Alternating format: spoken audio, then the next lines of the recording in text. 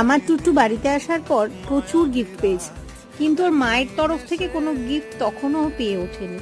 তো সেই জন্য ফার্স্ট ক্রাই থেকে অনলাইনে আমি ওকে কিনে দিলাম এই বেডটা। হ্যাঁ, কয়েকদিন দেরি হলো কিন্তু ঠিকই, আসলে আমি একটু ভালো করে সার্চ করে পছন্দ মতো বেছে তারপর কিনেছি। এটা পুরোটাই অ্যাসেম্বলিং করেছে বাড়িতে বসে বোন আর বাবা। আর এখানে দেখছো টুট্টুকে শুয়ে দিয়েছি, টুট্টু কিন্তু বেডটা ভীষণ এনজয় করে। তোমাদের লিঙ্ক লাগলে বলবে, আমি দিয়ে দেবো কমেন্ট সেকশনে।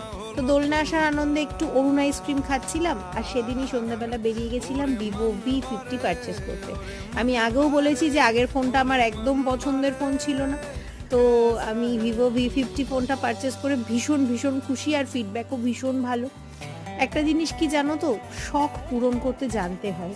নিজের জীবনের শখ পূরণ না করলে না, জীবন একটাই, কোন দিন যে সেটা ফুরিয়ে যাবে ভাবতেও পারবো না। তো ঠাকুরের আশীর্বাদে এই ফোনটা চুরি না হলে আমার তো চলবে অনেক দিন।